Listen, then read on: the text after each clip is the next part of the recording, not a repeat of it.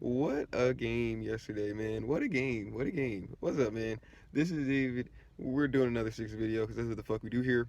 And what a fucking game. That was so much fun to watch. From beginning to end, that game was awesome.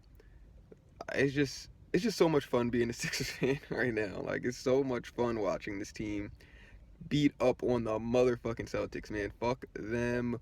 Fuck them. They beat us so many times the last 3 or 4 years. It just seemed like they kind of had our card, and I want the Celtics in the playoffs. I really, really, really, really, really do because I want to continue beating the Celtics. It just feels so good to me to beat them. Like it just feels great. So Embiid monster game again today.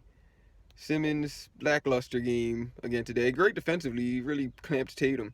I think it was more so like a team defensive thing though, clamping Tatum. What else do? What other thing? Toby, bad game. Jalen Brown actually good defender, especially on Tobias Harris, who just has like limited athleticism, like, and he can't really shoot over Jalen Brown. But we can get to all those things specifically. I'm just, I'm just still, I'm just still excited we won that game the way we did. It was such a fun win for me. I enjoyed like every second of that game yesterday. So yeah, let's get into it. Embiid took like what 20 free throws and another dominating performance. This is his second game back from his knee injury. I don't think his conditioning is 100% yet, but I mean, it's good fucking enough. For 35 points. I mean, again, we're playing the Celtics team that has like what is it? Robert Williams? I want to say. I think that's his name. They have him starting at center. He's just not. There's no way he's guarding Embiid. That's not gonna fucking happen. And they had Taco Fall. Taco Fall did an okay job guarding Embiid, but I think Embiid bailed him out a lot by taking threes while he was guarded by him. I don't know why that was a decision Embiid made. I just don't get it. It makes no sense to me. But I mean, okay, if that's what you want to do, Embiid, take the threes. I mean, yeah, I mean, I've never been super opposed to Embiid taking threes anyway. I feel like it's kind of just something that you need to do in today's NBA as a big man. And Embiid also shoots like 85% from the free throw line. He's a really good free throw shooter, really good mid-range shooter. So I feel like he should be able to shoot threes in theory. Like I don't see why he would be a bad three-point shooter. This year he's been a pretty good three-point shooter, but I think he was like 1 for 5 yesterday. Would have liked to see him maybe go down a little more on Taco Fall, but I'm not going to sit here and complain about Joel Embiid threes. I'm not going to complain about anything Joel Embiid does because I have rose-tinted glasses for Joel Embiid right now. He can do no wrong in my eyes. He just can't. Like it's just so fun.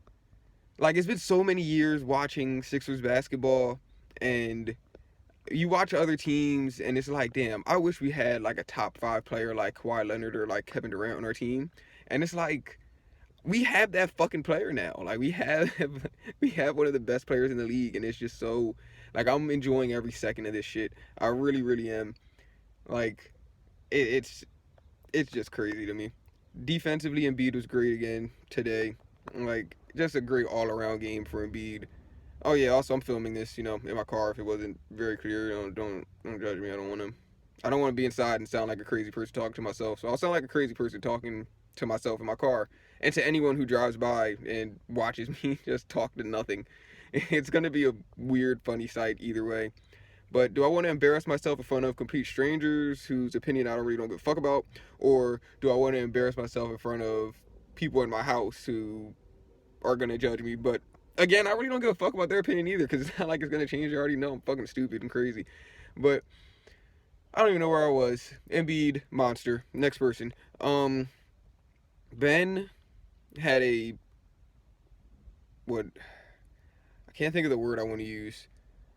Like I want to say an average offensive game, but they're a pedestrian. There we go. He had a pedestrian offensive game. Like he didn't. He was just kind of there. Like he didn't. I mean, the Celtics know how to defend Ben Simmons. I feel like they were the first person to kind of like write the script, or the first team to kind of write the script on what to do to guard Ben Simmons, and they executed that plan to like not perfection, but they executed it pretty well. They know what they're doing when they're guarding him, man. And defensively though, Ben Simmons is just really fucking good. Like he really gives Tatum problems. I think Tatum, I don't remember what Tatum shot. I was going to throw some bullshit numbers out there, and I just don't know that they're true. So we're not going to say them. But, like, Tatum is just, I think Tatum scores a lot just based off of his like length and his height. He has really good footwork, and he has his little forearm like shove that he does every single time he drives to the fucking basket. It's so annoying, but I mean like it's just whatever. And B probably offensive fouls too, but you know, roasting the glasses over here, so I don't see that shit. But like, and Ben is just like as long and stronger and quicker, so it's just like it's nothing that Tatum can really do. It's like Jaylen Brown guarding Tobias Harris, where it's like I'm just as big, but I'm like more athletic and faster. Like there's nothing like you can't really do anything to counter what I have over you. Like there's nothing you can do. And that's kind of how Ben Simmons is for Tatum. Tatum got clamped this game, and that was really it. I mean, Ben Simmons did what he's supposed to do. Tobias had an interesting game. I thought Tobias was really good on defense. Like he had like a Ben Simmons play where like the team got the rebound, he came around and like swiped the ball from them. Like I've noticed that Tobias has really good hands this year. Like I didn't think Tobias's hands were this good ever before, but like this year now, like watching this year, seeing how he's playing defense this year, it's like, yo, Tobias is a really he has really fast and accurate hands. I don't really think I mean, he does foul, I guess, on a lot of his reaches now that I think about it, but I feel like it seems like he should foul more than he actually does. I think that's what it is. It seems like he swipes or reaches all the fucking time, and he doesn't foul all the fucking time. It's just like, I don't want to say more often than not, because I don't think that's true either, but a lot of the time, he does get the ball out. He does disrupt the ball. He does get, like, deflections and shit. And I'm just surprised every time that shit happens because I'm just not used to Tobias being a good defender, but he is. And I feel like I've said this in previous videos, but got to say it again. Tobias Harris is a good defender. He's been playing like it this year, and that's what I draw from this game because we're not talking about the offense. I mean, I guess we can't talk about the offense. I don't understand. I mean, I think they got more to it in the second half. I've noticed, or I noticed this game, but I don't understand like the first half philosophy of getting Tobias Harris like post touches against Jaylen Brown. Like he's not doing shit with Jaylen Brown. Like it was very clear on the first post touch he got that he was not going to do anything with Jaylen Brown in the post. It was not going to happen. Jaylen Brown was not having that shit. It was just not going to fucking happen, and it showed because Tobias Harris I think only had like 3 points in the first half. I remember him getting an and one. I don't know if that was the first half or not though. I think that was the beginning of the second half that he got that and one off the post up. In the first half, he just got straight up clamped. Like it was just nothing that he was doing. And I didn't understand why they weren't running more pick and rolls for him. Like I feel like that's what he kind of needed. Like get the ball in his hands, dribbling, facing up like at 3-point line, and run a pick and roll with Embiid or run a pick and roll with Simmons. Like create some type of action to where he can attack something, or run a pick and roll with Danny Green or Seth so that he can get like a smaller guy like switched onto him, so then he can go in the post and do his Tobias post whatever bullshit. Like I feel like that would have been way better of a strategy. But I mean, can't really complain. We won the game by like 10 points. It wasn't even that close.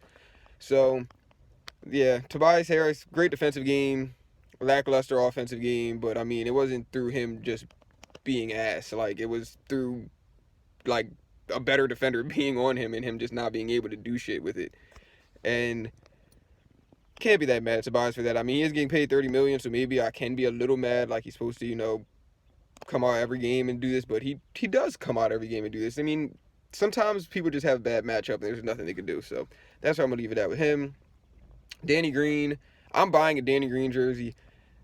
I really, really, really want to buy a Danny Green jersey because I've been talking a lot of shit about how good Danny Green is to no one's agreement. And now Danny Green is playing like a fucking monster. Danny Green is amazing. Danny Green. Danny Green, what was he, like 5 or 6 and 3 today? Fucking Danny Green, let's go. Seth just kind of is what he is in my mind, man. Like, I feel like he should still be taking deeper threes. I feel like they're kind of getting away from that. I mean, maybe it's just not a shot he likes taking, he's comfortable taking, even though it seems like they go in a lot of the time when he takes deep threes, like 3 or 4 feet behind the 3-point line. Like, I feel like he has that range. He should be able to just, like, spot up in those spots to give more spacing to actually be able to get a shot off when he gets it. Because it seems like he's super hesitant to shoot threes when he's, like, spots up close to the line because he's just terrified of a closeout. He's terrified the defense is going to close out on him. and he likes to do that one dribble like pull up mid range, but it's like he's so slow that the defenders can sit in the middle area between like defending the mid range shot that they know that he wants to take at this point, and defending his 3-point shot, which is slow and doesn't have a lot of lift because he has short arms and he's not tall, and he has like, I wouldn't say he has a slow release, but it's not like his brothers, or like it's not like a like Furkan's release, or like I'm trying to think, like it's not a super fast release. There's a lot of time to contest the Danny Green. I mean, not Danny Green, a Seth Curry shot, especially like a three. Um, that's it with the starters. Shake. Did Shake really even do anything today? I can't even really remember Shake doing much today. I mean, pretty average Shake game, I guess. Furkan, he hit a big like contested three off the dribble. I'm still a believer in Furkan. I think he should shoot more threes. Fuck it, like that's what you're out there for, dude. Shoot the motherfuckers.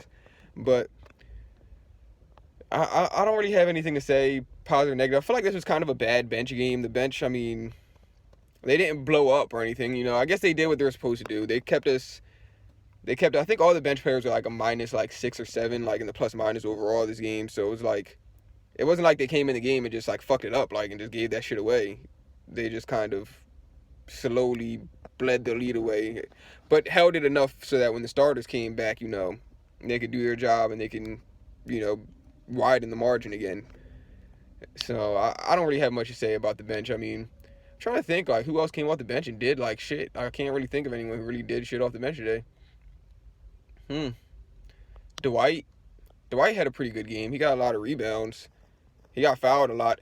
This is something I was talking to. I was watching this game with my mom. My mom fucking loves the Sixers. We both just sit there and watch every Sixers game, and I feel like she's more into it than I am. Like, she would be fucking pissed when shit happens.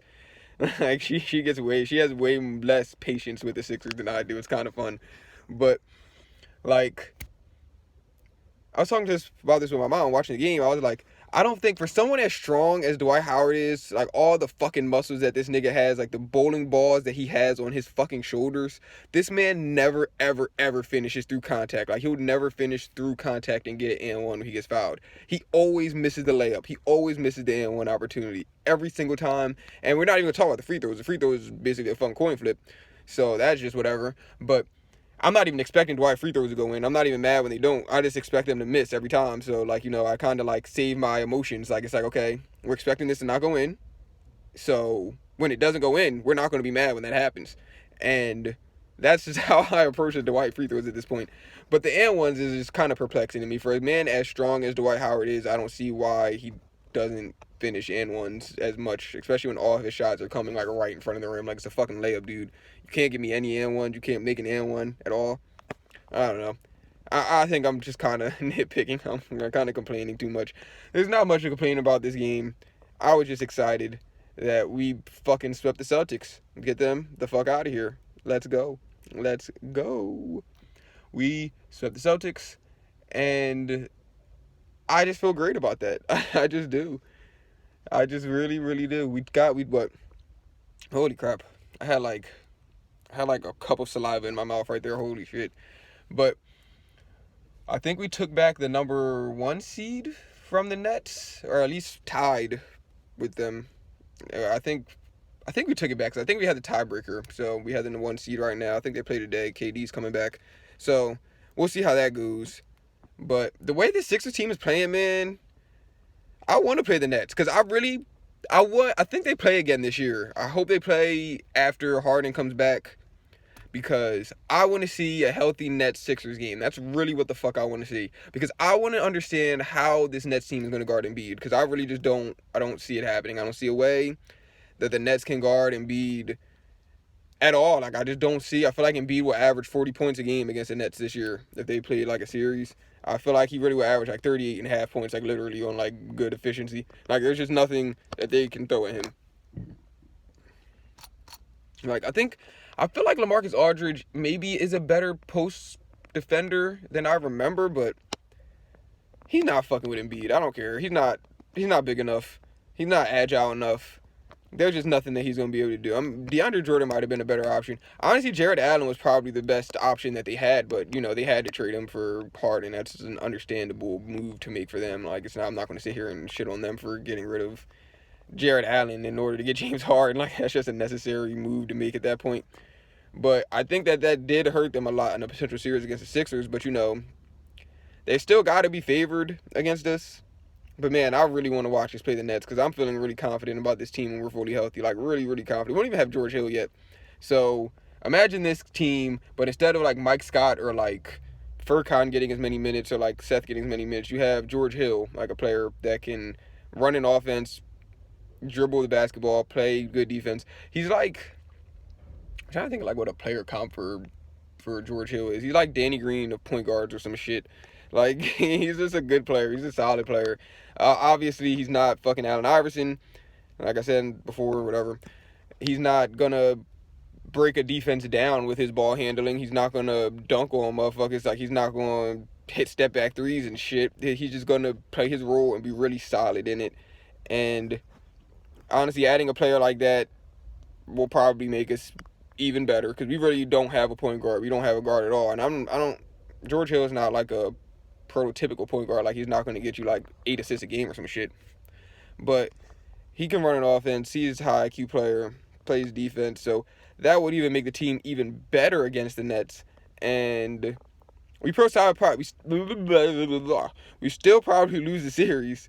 But, like, man, I'm just happy, man. I fuck it. We're beating the Nets. I don't care. I'm feeling so good about this team right now. I'm on an emotional high from this win. Nothing can stop us. We are fucking great. We're going to win the championship. That's how I feel after this fucking game. But, that's just my emotions talking right now. Maybe in like 3 days, I'm going to be like, what the fuck am I talking about? This team obviously is not better than the Nets. But it's okay. It's okay. In the beginning of the season, was it the beginning or I don't know if it was the first video I made or the second video I made. It doesn't really fucking matter. But I was saying that I don't think that this team's like roster is like, it doesn't feel like a championship roster. It feels like a second round exit roster.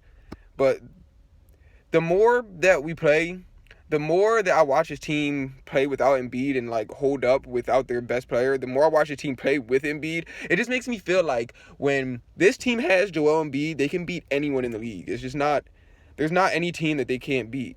And that's an amazing feeling. It's a great fucking feeling. We have a top 5 player on our team right now. A top 5 player that can carry your team any given night against any fucking opponent.